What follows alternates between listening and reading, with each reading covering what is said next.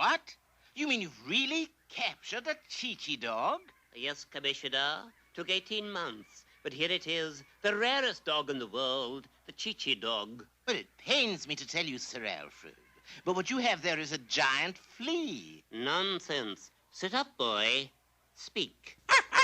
Now, what do you think? I think you have a flea that sits up and barks. But we can't go back to England with a flea. We'd be the laughing stock of the Puddlemore Pooch and Puppy Club. Well, there's only one person who can help you, Sir Alfred, and here he comes. Oh!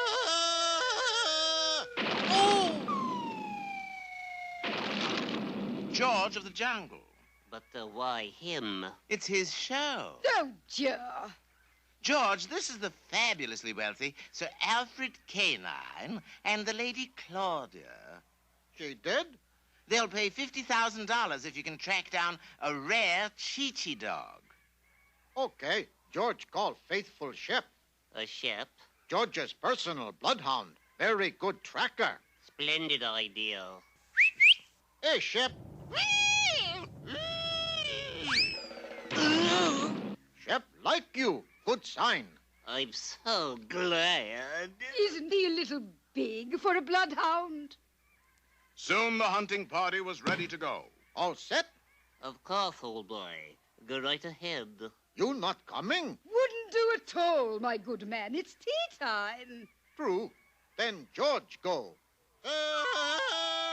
Tea, Alfred. One moment. Now. Well, let's get busy, Merv. Like, doing what, Doc? You heard them. That Chi-Chi dog is worth 50 grand. Only one thing I gotta know first. What?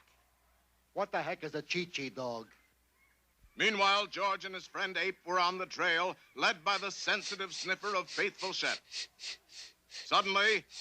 I think he spotted something, George. Either that or I got mighty sick bloodhound on my hands. George, go see.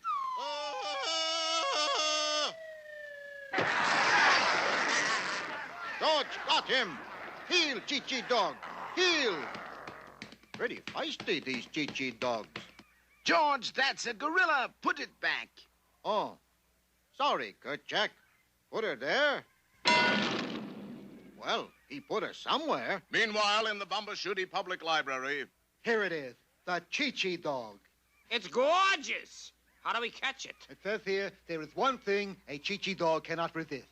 Another Chi-Chi dog. Where are we going to get another Chi-Chi dog? You are looking at him. And on the other side of the jungle...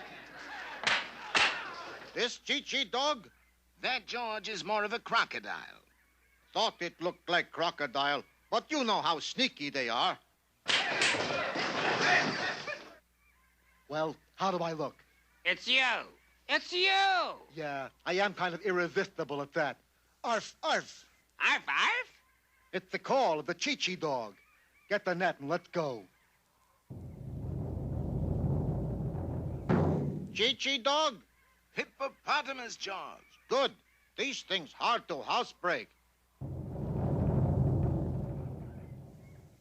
Arf, arf, arf, arf. Arf, arf, arf. George, I think Shep has a live one. When Shep make point, George get it. Arf, arf, arf, arf. I think you lucked out, Doc. Got him. We got the Chi-Chi. That ain't no Chi-Chi, that's a yo-yo. Huh? We got George of the jungle. Let's split. But it was too late. Hey, Chi-Chi. Hey, Chi-Chi dog. My horoscope said something like this might happen today, but I didn't believe it. So shortly in the canine hunting camp... By Godfrey, he's done it. He's captured a Chi-Chi dog. Get your hands off of me, you big goof. A talking Chi-Chi dog. Don't be ridiculous, lady. I am just a simple country witch doctor. Then why the strange costume? It's part of my bedside manner. My patients demand it. Silly, I know. But if it makes one sick little kitty feel better... Yes, very commendable. Well, I guess we'll go home without a Chi-Chi dog. We do have a giant flea, Alfred. And wouldn't you just know it, in response to the flea's arf arf, a real Chi-Chi dog walked into the clearing. They know each other. Of course. I see it now. Living with us, that flea has become rich and pampered. You mean? Yes, he's now rich enough to afford his own dog. But how about George's reward? Impossible, old boy. Everybody knows that dogs are attracted to fleas naturally. No reward. Oh. Well, no hard feelings. George now give going away present. Genuine crocodile handbag. How sweet. You mean after they cheated you, you gave them a crocodile handbag? Sure. Look. All they got to do is take crocodile out of it. You know, Georgie boy, sometimes I think you're not as dumb as I think you are. Me too.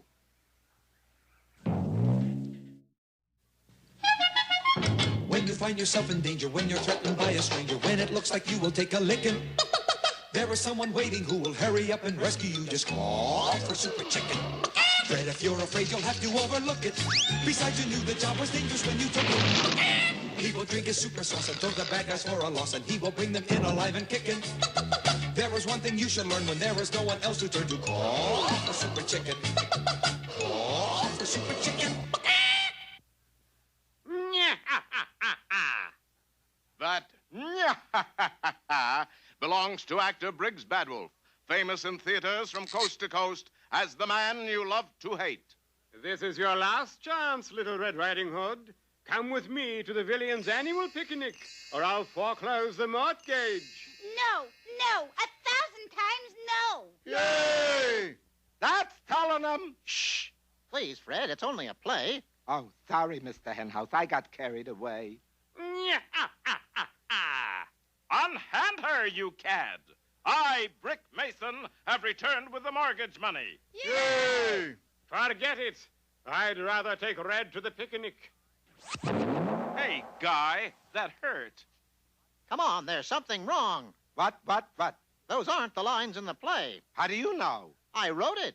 Natch. Yes, carried away by his own acting, Briggs Badwolf had flipped his fright wig and actually believed he was a villain.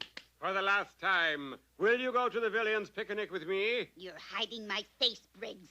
Yes or no? They can't see my face, stupid. Answer me. No! We'll see about that, my pretty.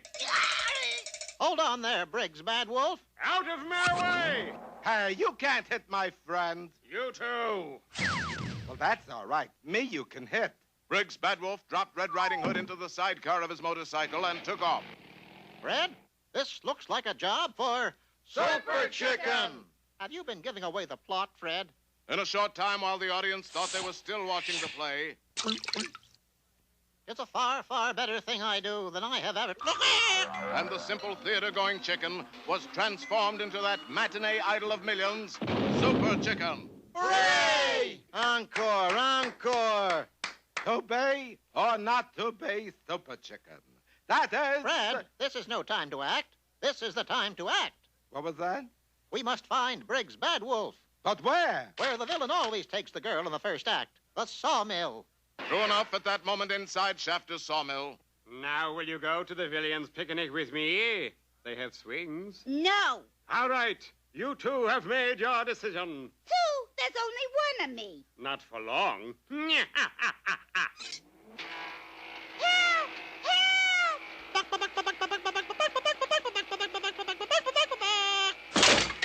Stop the presses. I'll save you, little missy.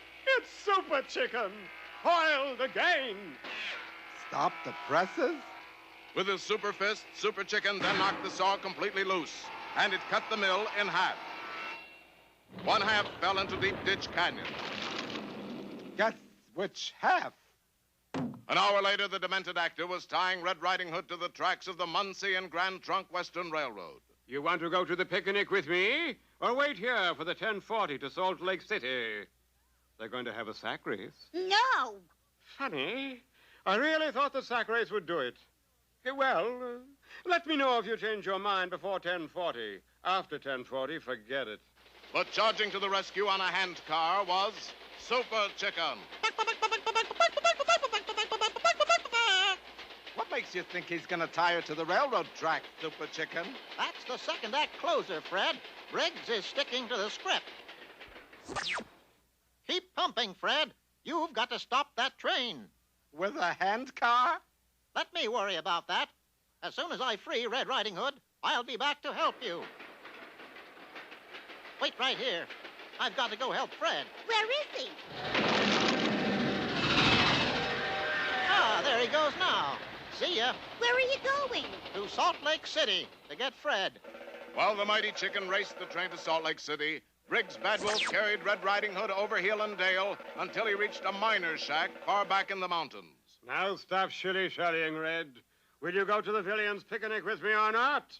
My treat. No, no, no, no, no! Come on, make up your mind. Meanwhile, just in from Salt Lake, Super Chicken and Fred were sneaking up on the shack. I don't get it. Why am I dressed up like a girl? You'll see, Fred. The wily chicken knocked on the front door, then ran around to the back. Who is it? Taking advantage of the momentary distraction, Super Chicken substituted his lion friend for the beautiful actress. Stall for time till I get back, Fred. Right. Within moments, Super Chicken had returned Red Riding Hood to the theater. Yes, I am saved, thanks to Super Chicken. Yay! Thank you. Thank you. Thank you. If I go to the villain's picnic with you, will you take me for a ride in the tunnel of love? Oh, boy. Who will I?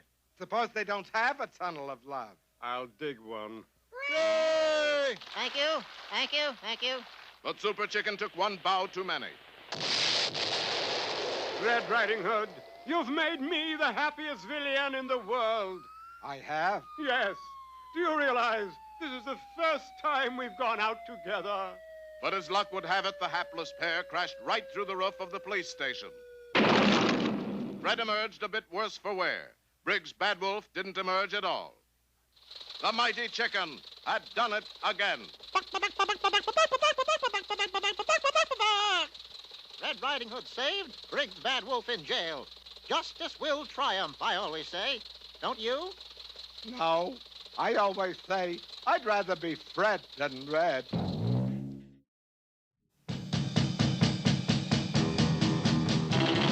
Tom Slick, let me tell you why he's the best of all good guys. Tom Slick, in the Thunderbolt Slapper once he's on your tail. He won't quit because you know there's no such word as fail to Tom Slick. This is motorized skateboard racing, sport of sports. This is Rocco Roller, bum sport of bum sport. The winner and sole survivor, Rocco Roller. Woo! Thanks, hate fans. Welcome to magnificent Muncie, Indiana, and the Birdwell S. Cheap Rollerdrome, home of the Birdwell S. Cheap Skateboard Derby. In the assembly area is the popular favorite, Mr. Fairplay himself, Tom Slick. Yay! But, Tom, how could you convert a full-size racing car into a skateboard? I transistorized the entire Thunderbolt grease slapper to miniature size, Marigold. Creeping carburetors, it's hardly bigger than your foot. Yes, Gertie, I call it the Thunderbolt grease slipper. You would. Now here is our sponsor, Birdwell S. Cheap himself, with today's race trophy, what is it, Mr. Cheap? This is a three-quarter, life-size fiberglass model of a rare three-toed armadillo. It's been in the family for years. I shouldn't wonder. The winner gets this trophy. And, of course, this bucket of money. A bucket of dough! Hey, that's for me. It's not the winning that counts, Rocco Roller. It's how you play the game. Yay! Have you blown your mind, Slick? It's the loot that matters, man. The old do-re-mi. You mean you race just for the, money? What else? I think I'm going to be ill. Thus, two opposing philosophies will clash today on the boards of Birdwell S. Cheap's Rollerdrome. And there they go. Heading out to a quick lead is Rocco Roller. He is followed by Hillary Phil on his twin boost bearing Buster and Channing Jawbeaver of the famous Sperry Top Slider. Tom Slick, still shaken by Rocco Roller's crass attitude, is a wobbly fourth. Oh. Now let's take a look at the old dirty trick book. Number 27. The ball-bearing toss. Ooh, I've always liked that one. Uh-oh. Rocco Roller has tossed a handful of ball-bearings on the floor. Hillary Phil hits them and he's out of the race for sure. No doubt about it, folks, that Rocco knows every dirty trick in the book. Why not? I wrote it. Next, I think I'll try, number 52. The smoke screen vapor caper. Once again, smoking cuts down on a great athlete's performance as Channing Jawbeaver runs into a post. But here, charging through the clouds, it's Tom Slick on the Thunderbolt Grease Slapper. That's Slipper. The Thunderbolt Slipper Slapper. Oh, well. Tom is coming up fast. Let's see, dirty trick number 73. The glue bird of happiness. When he hits this, I bet that Slick will stick quick. Tom is passing Rocco, Gertie. Yes, but without his skateboard. Ooh. Tom Slick is hurt. He's hurt. I'll say I'm hurt. Hurt to the quick. That Rocco Roller is no gentleman. Yes, fans, Rocco has gained almost a lap on Tom Slick. I've got to get her loose. It's a sticky problem. Can Tom pull it off? Yes, there it comes. Almost.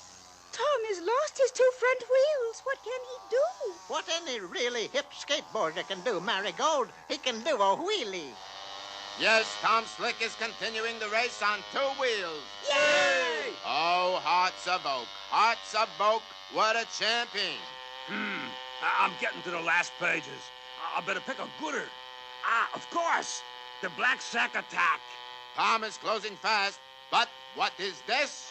Rocco has thrown a black sack over Tom's head and fastened it with a padlock. He can't see with that sack over his head.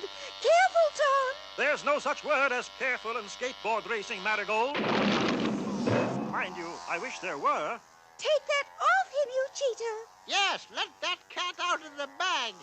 Tom is having a bad time, folks, and Rocco is widening his lead. But wait, who is that crawling out on one of the overhead rafters? Who is that swinging down on a rope? It ain't Georgie the Jungle Buster. I'm going to snatch that sack off on Tom's head when he goes underneath me. A brilliant plan, Gertie. Oh, I wouldn't say that. On second thought, neither would I. Who is it? Who is that up there? It's me, Tom boy. Gertie, I can't carry you. Anything in the rules about having a navigator aboard? No, but... Then shut up and drive. No, more to the left. And with Gert as his co-pilot, Tom Slick streaks after Rocco Roller. They are in the final lap. They are nearing the finish line. You never catch me with that double load, Tom Slick.